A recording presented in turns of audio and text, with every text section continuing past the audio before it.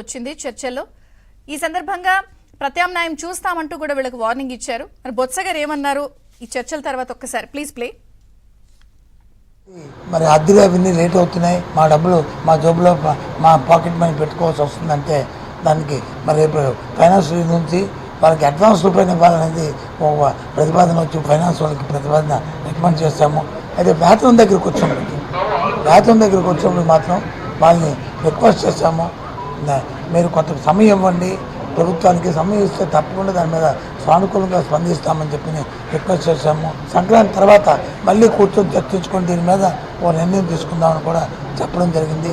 సానుకూలంగా స్పందిస్తానని నేనైతే ఊహిస్తున్నాను. దయచేసి మీరు దానికి ఇబ్బంది లేకుండా ఉండాలి, మీరు జాయిన్ అయ్యి ఆ కార్యక్రమం. రైట్, ప్రస్తుతానికైతే ఇంకా స్పందిస్తాము, చూస్తాము, సంక్రాంతి తర్వాత చర్చిస్తాం. వారు అడుగుతున్న డిమాండ్లకైతే నోనే. మరి ఈ నేపథ్యంలో చర్చ ప్రారంభిద్దాం. మనతో పాటు జాయిన్ అయ్యారు ఏపీ టీడీపీ నుంచి ఆచంత సునీత గారు, రాజకీయ విశ్లేషకులు సత్యమూర్తి గారు, ఏపీ జనసేన వీర మహిళ రావు సౌజన్య గారు, AP CITU centre of India trade unions నుంచి కమల గారు. అందరికీ స్వాగతం అండి. కమల గారు, మీతో ప్రారంభిస్తాను, సమస్య మీది కాబట్టి. సో నమస్తే, బ్రేక్ఫాస్ట్ న్యూస్కి స్వాగతం. బొత్స గారిని కలిశారు, చూశారు, వేతనాలు పెంచడానికైతే నో అనే చెప్పారు. అవసరమైతే సంక్రాంతి తర్వాత చర్చిస్తారట, వచ్చే ప్రభుత్వం వచ్చాక మీకు ఇస్తా అంటున్నారు.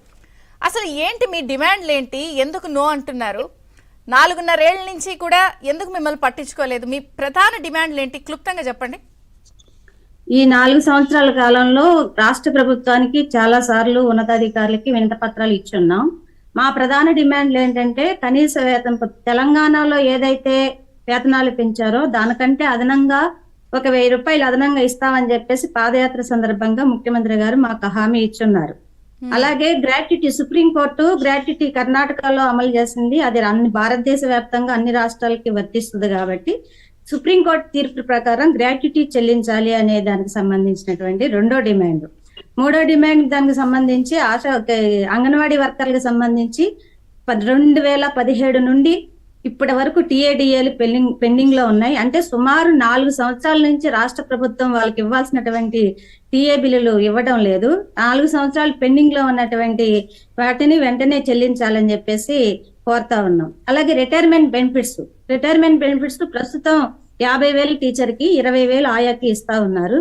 కానీ ఇస్తున్నటువంటివి కూడా రిటైర్మెంట్ అయినటువంటి వాళ్ళని ఒట్టి చేతులతో ఇళ్లకు పంపిస్తున్నారు తప్ప అవి కూడా అమలు కానటువంటి పరిస్థితి ఉంది. చాలా మంది రిటైర్ అయినటువంటి వాళ్ళు ఉట్టి చేతులతోనే వెళ్ళారు, అవి రాష్ట్ర ప్రభుత్వం వాళ్ళకి చెల్లించలేదు. కాబట్టి రిటైర్మెంట్ బెనిఫిట్స్ ఇప్పుడు ఇస్తున్నటువంటి దాన్ని 5 లక్షలు రిటైర్మెంట్ బెనిఫిట్స్ ఇవ్వాలి, జీతంలో సగం పెన్షన్ గా ఇవ్వాలి అని చెప్పేసి కోరుతా ఉన్నాం. అలాగే అంగన్వాడీకి ఇచ్చేటువంటి సరుకులు చాలా క్వాలిటీ తక్కువగా ఉంటున్నాయి. నూనె గాని, ఆయిల్ గాని, ఖర్జూరా గాని, చిక్కీ గాని, అలాగే వచ్చేటువంటి గుడ్లు గాని నాసిరకంగా ఉంటున్నాయి. మరి పేదవాళ్ళ కోసం పనిచేస్తామన్నటువంటి రాష్ట్ర ప్రభుత్వం అదే పేద ప్రజలకు పంపిణీ చేసేటువంటి అంగన్వాడీ కేంద్రాలకు పంపిణీ చేసేటువంటి ఫుడ్ సరిగ్గా లేదు. నాణ్యమైన ఫుడ్ సరఫరా చేయాలి అని చెప్పేసి కోరుతా ఉన్నాం. అలాగే 62 సంవత్సరాల వయోపరిమితి టీచర్లకి కూడా, ఉద్యోగస్తులకి ఎలా అయితే పెంచారో ఆ వయోపరిమితి కూడా పెంచాలని చెప్పి కోరుతా ఉన్నాం. ఇలాంటి డిమాండ్లు సుమారు 15 డిమాండ్లు పెట్టి ఈ రోజున నిరవధిక సమ్మె రాష్ట్ర వ్యాప్తంగా కొనసాగుతుంది మేడం.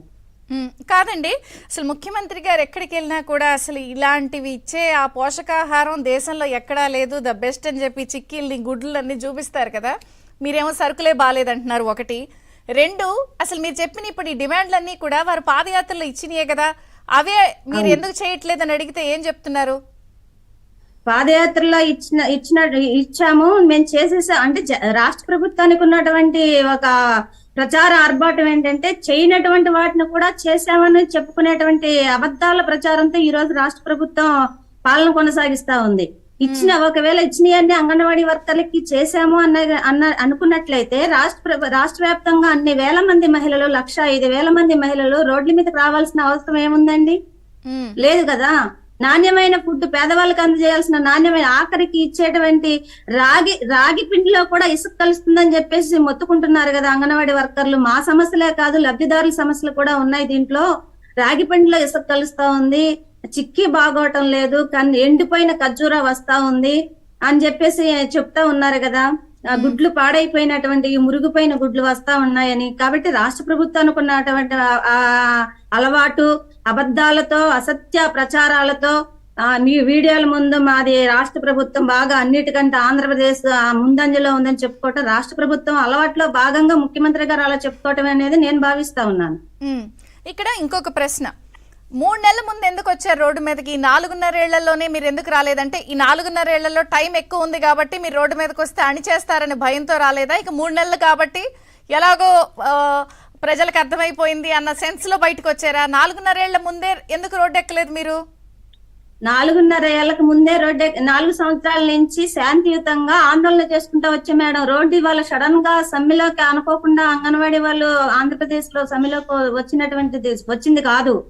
అంతకు ముందు ఉన్నతాధికారులతో చర్చలు జరిగినాయి. రాష్ట్ర ప్రభుత్వానికి మెమోరాండాలు ఇచ్చాం. అన్ని ప్రాజెక్టు కార్యాలయాల వద్ద ధర్నాలు చేశారు. రీసెంట్ గా జూలై నెలలో చలో విజయవాడ కార్యక్రమం కూడా పెట్టారు. దాన్ని కూడా అనచాలని చూసింది. ఆ టైంలోనే పరిష్కారం చేయాలి లెక్క అయితే రాష్ట్ర ప్రభుత్వం పిలిచి. కాబట్టి ఎన్నికల టైం ఇచ్చేదాకా ఇప్పుడు ఎట్లా అయితే సమయం మాకు టైం ఇవ్వండి, మేము ఖచ్చితంగా ఆలోచిస్తాము, మేము మీ పట్ల సానుకూలంగా ఉన్నాము, ప్రభుత్వం సానుకూలంగా ఉంది అని చెప్పేసి ఎట్లా అయితే చెప్పారో అట్లాగే చెప్పుకుంటా వచ్చారు. మనం కూడా ఒకసారి మనం ప్రభుత్వం అవకాశం ఇమ్మంటుంది కదా అని చెప్పేసి ప్రభుత్వంకి ఒక అవకాశం ఇచ్చి చూసాం తప్ప ఇక ప్రభుత్వం అవకాశం ఇస్తే చేసే పరిస్థితి లేదనిపించే అనివార్యంగా సమ్మెలోకి అంగన్వాడీ వర్కర్లు రావాల్సి వచ్చింది. దీనికి ముందు కూడా డిసెంబర్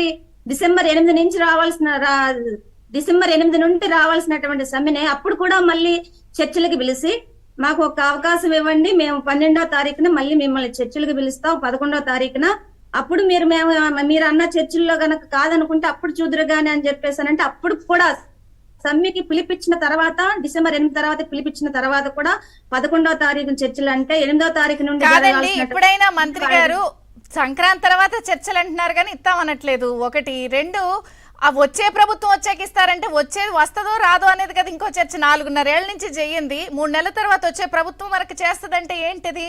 అంటే మిమ్మల్ని పూర్తి స్థాయిలో మోసం చేసినట్టేగా. మోసం ఇప్పటికి కూడా ప్రభుత్వం మోసం చేయడానికే చూస్తా ఉంది. 3 నెలల తర్వాత రాజు ఎవరో రెడ్డి ఎవరో తెలియదు. మళ్ళీ మేమే అధికారంలోకి వస్తున్నామని చెప్పంటే మీ గొప్పలు మీరు చెప్పుకోవటమే. రాష్ట్ర ప్రభుత్వం మీరు రాష్ట్ర ప్రజలు తేలిస్తారు. నెక్స్ట్ గవర్నమెంట్ ఎవరు రావాలి అనేది రాష్ట్ర ప్రజలు తెలియజేస్తారు. మీరు పూర్తి అభిమానంతో పూర్తి విశ్వాసంతో ఉన్నారేమో మళ్ళీ మేము వస్తామని. కానీ మళ్ళీ అంగన్వాడీ కార్యకర్తలకు సంబంధించి మీరు చెప్పేటువంటి మాటలకి నమ్మేటువంటి అమాయకులు అంగన్వాడీ వర్కర్లు హెల్పర్లు కాదు అని చెప్పేసి నేను చెప్పదలుచుకున్నాం. ఇంకొక ప్రశ్న, గత ప్రభుత్వాలు మీతో ఎలా ఉన్నాయి, ఇప్పుడు ఉన్న దాని మీద మీకు ఎలా అనిపిస్తుంది? గతంలో టీడీపీ ప్రభుత్వం మీతో ఎలా వ్యవహరించింది? గతంలో టీడీపీ ప్రభుత్వం కూడా అనేక మిలిటెంట్ గా అంగన్వాడీ వర్కర్లు సిఐటి ఆధ్వర్యంలో ఆందోళన పోరాటాలు చేస్తేనే పెంచింది గతంలో ప్రభుత్వం కూడా. అప్పుడు ఉమ్మడి ఆంధ్రప్రదేశ్ గా ఉన్నప్పుడు చంద్రబాబు నాయుడు గారు అసెంబ్లీ హైదరాబాద్ లో జరుగుతుంటే ఆంధ్రాలో ఉన్నటువంటి ఆశా వర్కర్లు అంగన్వాడీ వర్కర్లు అందరూ విజయవాడ క్యాంప్ ఆఫీస్ దగ్గర ముట్టడికి సిద్ధమయ్యి ఆందోళన తీవ్రతరం చేసినటువంటి నేపథ్యంలో అనివార్యంగా రాష్ట్ర ప్రభుత్వం ఖచ్చితంగా పెంచాలని చెప్పేసి నిర్ణయం చేసింది. అప్పుడు 7,000గా ఉన్నటువంటి జీతాన్ని 10,500 చేశారు. చర్చలకి పిలిచారు. ప్రభుత్వం చేయడానికి అవకాశం వచ్చింది. రైట్. ఒక్క బ్రేక్ తీసుకుందాం. బ్రేక్ తర్వాత అసలు అనలిస్ట్ అండ్ పార్టీస్ వర్షన్లు కూడా తీసుకుందాం.